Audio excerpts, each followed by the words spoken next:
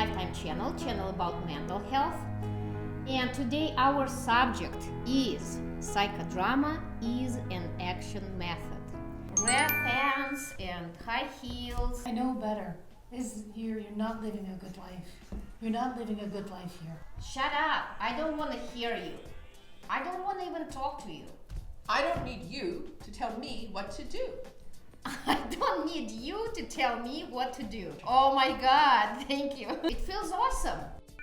I am in Barton Place with director of Hudson Valley Psychodrama Institute, Rebecca Walters. Moreno developed this way of working with people, and it was not just used for therapy, it was used in the community too.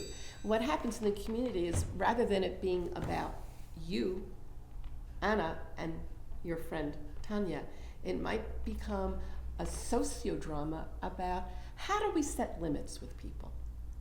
And the group makes up the characters. It's not Anna's story anymore, it becomes the group story.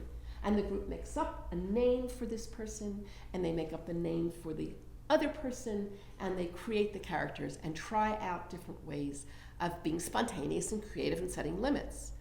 Sociodrama is also used for dealing with social issues. I used to do sociodramas at the hospital around issues around racism and bullying and about stealing. Well, we didn't do it about a specific kid, we did it about the topic of being about racism or bullying or stealing on the unit. Mm-hmm. And right after 9/11 happened, we had a group of 40 people in this space.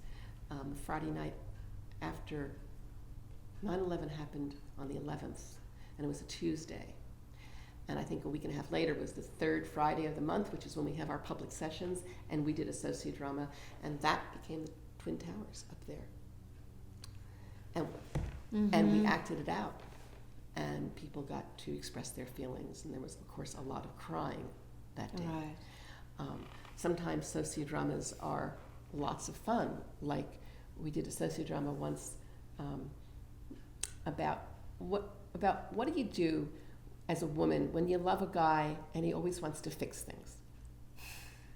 And we had a group of, it started off as a psychodrama and became a sociodrama because everybody in the group had men in their life who they loved dearly. This was not about men being mean. It was just guys want to make things better. You start to cry, they want to do something to stop it, right? They want to be heroes. They want. So it was, how do you have that conversation? Well, it was very powerful because the women had never realized that that was a common occurrence.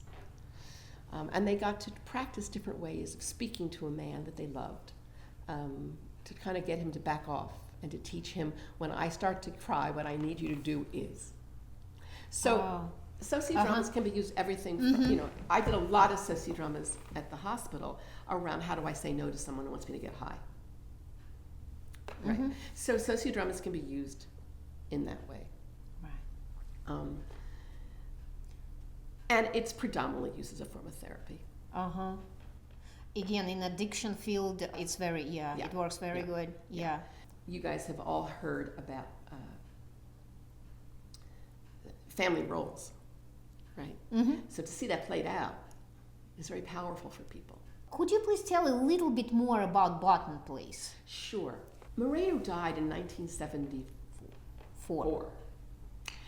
And he decided to stop eating and drinking. That's how he died. He told his wife, it's time, and he just stopped. And people from all over came to see him and say goodbye to him. Wow. When he died, a group came together to form the American Board of Examiners in Psychodrama, Sociometry, and Group Psychotherapy. And they created some standards. Because up until that time, it was, if Moreno liked you and said you were certified, if he didn't like you, he said you were not certified. Okay. All of a sudden, in order to be a psychodramatist, you needed to have a master's degree. You needed to have so many hours of training and supervision and stuff like that.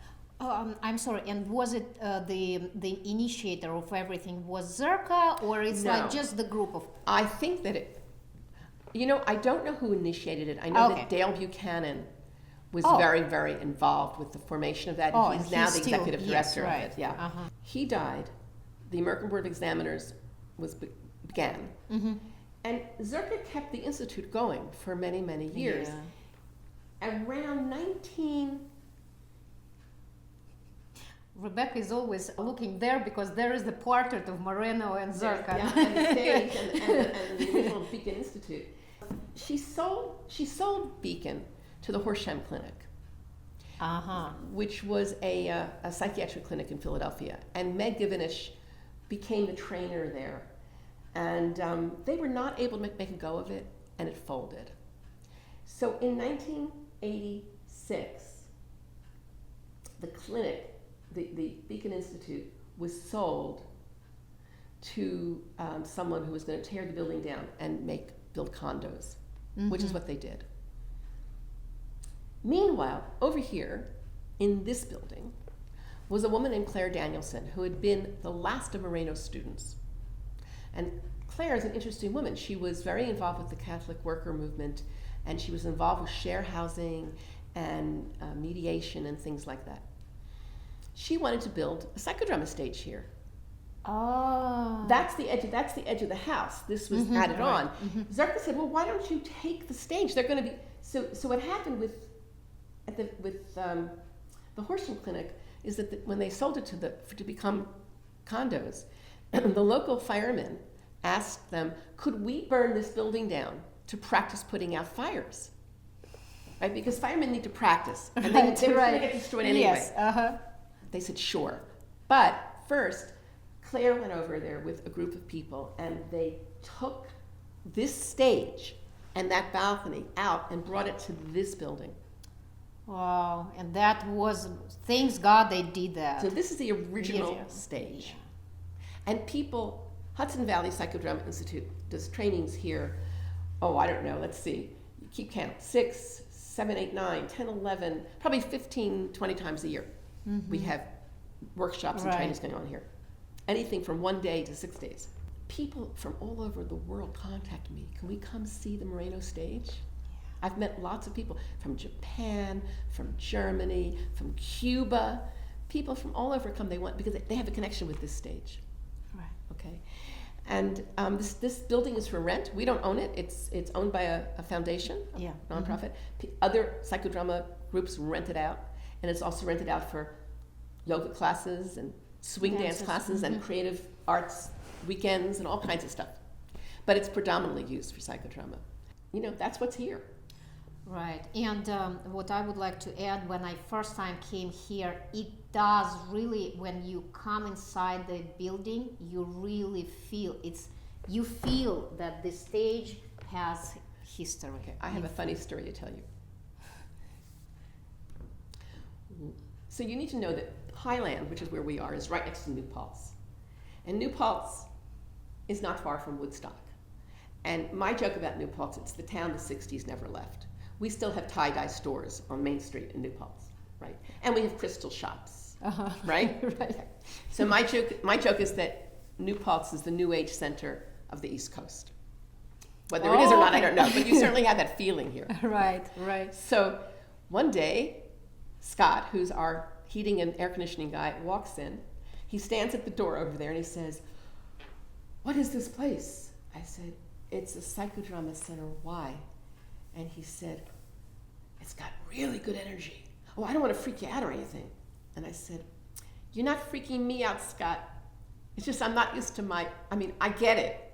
Many people come here and say things like that. I'm just not used to my heating and air conditioning guy saying it." He said, "Well, I live in New Paltz," right? So that's my story. Right. But yes, there's a very special energy here, and people do feel it. It is. And I'm not going to assume what it is. I don't know what it is, but I know that it's good. Yeah, it's like a sacred place. It's a sacred right. place. And when just stepping back a little bit, when you mentioned 9/11, I can imagine when people came here and there was a lot of crying, and people were able to process the feelings. Yeah. I'm sure that some people come here as to like their church. Absolutely. Mostly. Absolutely. Right after 9/11. People were attending churches and synagogues and mosques in droves. Right. And for people who don't have a religious community, this was a wonderful place where they could come and often be with people that they had some relationship with and be at a place where they could have their feelings and have their sense of hope and connection be re-stimulated. Moreno it was very important to him about interpersonal connections. You know, Right. he predicted. He wrote a very big book called Who Shall Survive, and he said people who shall survive are people who have spontaneity, which he believed we could train people for, and connection and mutual choice. Well, all the research is now showing that as you get older, the more socially connected you are, the healthier you are. Right. Moreno was talking about this back in the 30s. Right. So yes, this theater has been a place for that. It's also the Center for the Community Playback Theater. And playback theater is one of the first forms of improv theater that has a connection with psychodrama, in that psychodramatists started it. It is not psychodrama. Its purpose is not therapy. Its purpose is storytelling. Although we all know that storytelling can be very healing. But it's a troupe of actors who put on plays or scenes that stories are told by the audience. Right. So, Talking about this and sacred plays and button plays and psychodrama groups, it's just something for people who are watching. It's something to think about. Maybe it is time to find psychodrama group which is happening somewhere by you and just participate that, right? Where I will tell you what people say about psychodrama. Students who are therapists have come and said, it's taught me everything I needed to know about being a therapist. But a couple of them said, it taught me everything I needed to know about being a human being. Because it's really about being able to step into somebody else's shoes and look at yourself from their eyes. And in that, figure out how to be more effective. I want to just make a caveat. We're not talking about people who've been seriously hurt, physically or sexually or emotionally abused. We're not talking about them needing to step into the shoes. We're talking about the relationships you have in your life that you want to make better. Okay? That's number one. Another thing it does is allows people to have a sense of community and tribe. This is my tribe. You know, when I do a psychodrama and you see me in my most vulnerable state and connect with me around it and love me through it, it's very powerful. it is. It's very powerful. I once said, when I was doing psychodrama as a student and as a trainee, and I was in my own psychodrama group as a participant, I said, psychodrama is where people love you, warts and all, and they know your warts. You don't have to pretend. You know, as Dorothy Satin, who is deceased but was a renowned psychodramatist, said, she said, real is better than perfect. Wow. And I want to be loved for my realness, not for my facade of perfection. Right? And that's what happens in a psychodrama group. Wow. Wow, that's beautiful. So what I want to do, begin with, is look around the group, and I want you to pick somebody to be Tanya. Tori. Okay? Tori, you sit down in Tanya's chair, you sit down in your chair, and I'm going to sit off the stage and direct you. Okay. Okay? Okay, sounds good. Okay. So the first thing I want you to do is reverse roles. And when I say reverse roles, you get up and switch chairs. So Tanya, I want to see how you sit. And what are you wearing? Oh, I wear red pants and high heels and So put your feet up at our high heels. like this, yes. Yes. How long have you known Anna? I know her for 15 years. 15. How did you meet her? I met her in Moscow, Russia. Doing what were you? I used to work with her. Doing what? Business trainings. I see. Okay. And now you live in the East Coast? Yeah, I live in New York. Okay. All right. So let's hear what you say to her that triggers her so much. I don't think that you live a proper life. You should be doing different things. You are not living correct life. Reverse roles. Would you say those things to her? think you're living a proper life. You should be doing other things. This is where you get shut down? Yes. Okay. Good. Okay. So I would like to invite some doubles. I would like to invite this group member, Diego, to come stand behind. Will you do that? And I want you to say what you think is going on inside of Anna that she's not saying herself.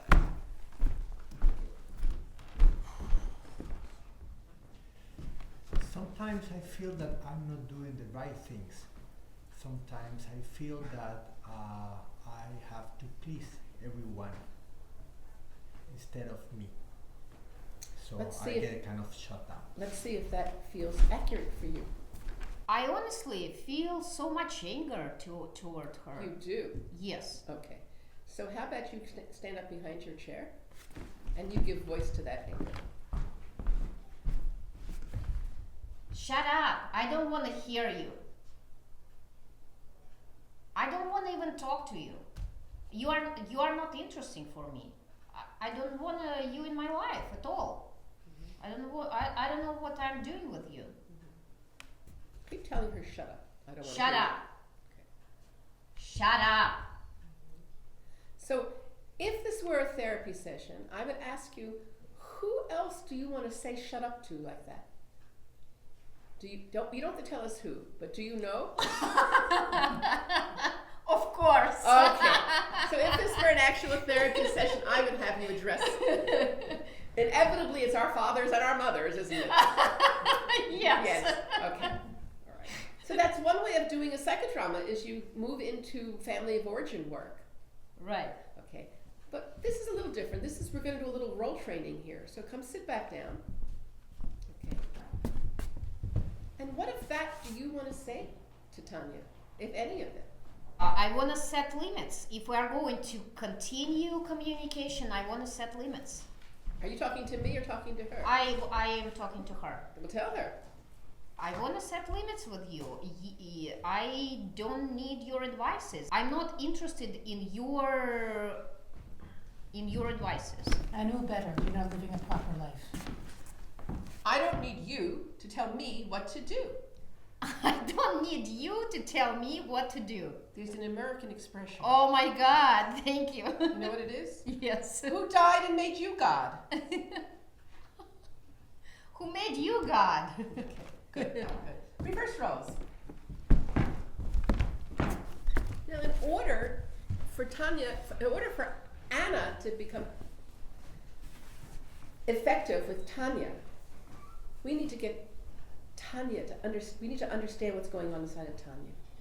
So look at your friend Anna here, okay, and tell her again that she's not living her life properly. You are not living your life properly. Good.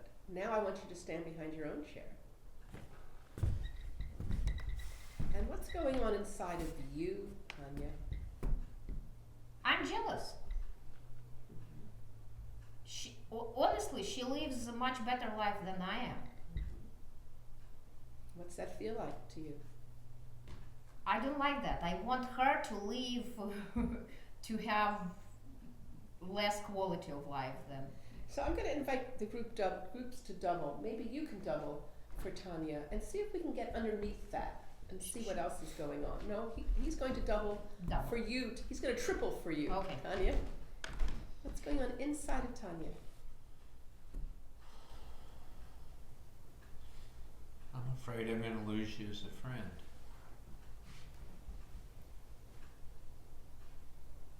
Does that feel true? Yes, partially. Yes. Do you have any doubling to make for Tanya? I feel, when I see you, I feel kind of sad and that I don't have control of my life. That's why I feel jealous.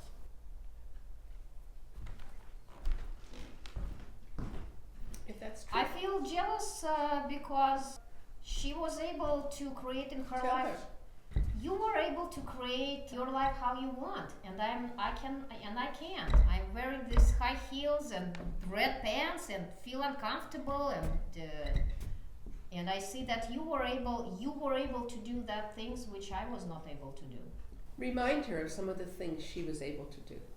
You were able to move to the US and start life over that life which you want. And I cannot do that because I have many fears. Tell her about the fears. It's the fears of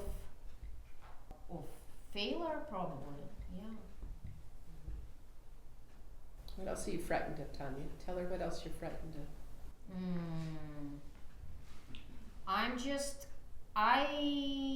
I'm always looking on people who can start something new and being energized and being inspired. And I feel like I'm not that person. I'm not inspired and I'm not, I am that person. I think I cannot start. I cannot start my dream life. Good, come sit down. Will you tell her that last line? I'm not that person who can start over. I just cannot start. I don't have energy for that. Reverse roles.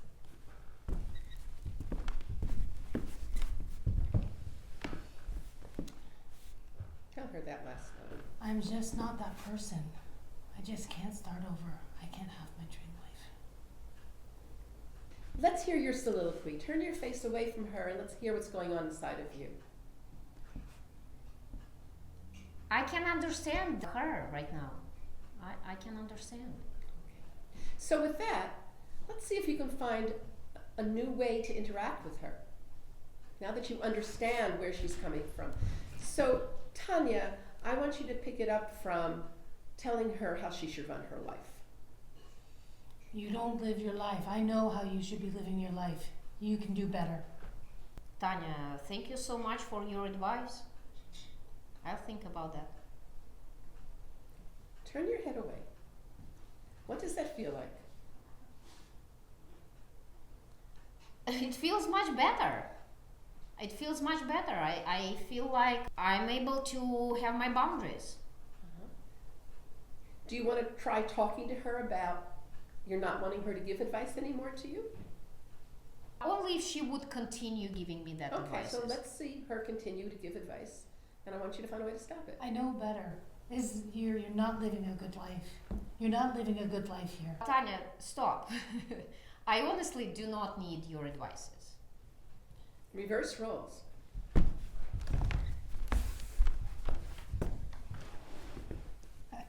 Tanya, stop. Honestly, I don't need your advice. I know. I know that you don't.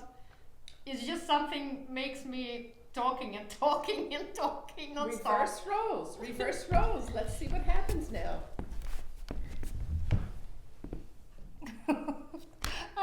I know. It's just something makes me just start talking and talking. Do you think you are able to keep yourself from not giving advices to me? Reverse roles. Do you think you're able to stop giving advice to me? I am not sure. I have background, 50 years background of giving advices to everybody. I can't even say that I will try. It's just my nature to give advices. Okay. Maybe I will try. Reverse roles. I don't know. I have 50 years of giving advices. I could try. If you continue doing that, I just reserve the right to stop you, to quit communication. Or quit communication. Reverse roles.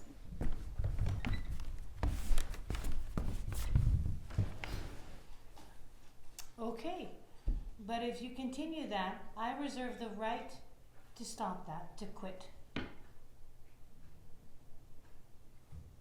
Yeah, I understand.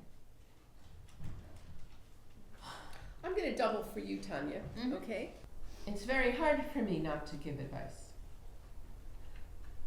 But I also want to keep her as a friend.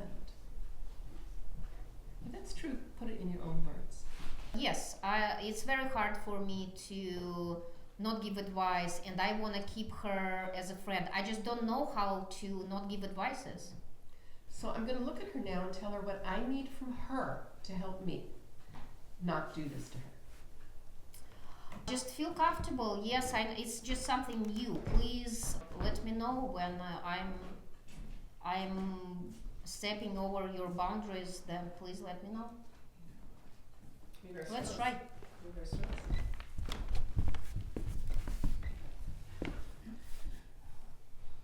Okay, well, this is new for me. So just let me know if I'm stepping over your boundaries, okay? Oh yes, absolutely. Let's try. So thank you, Tanya. You can leave our stage. And let me ask you, Anna, how that feels. It Good. feels awesome. We were able to set the boundaries and discuss everything. It feels great. Wonderful.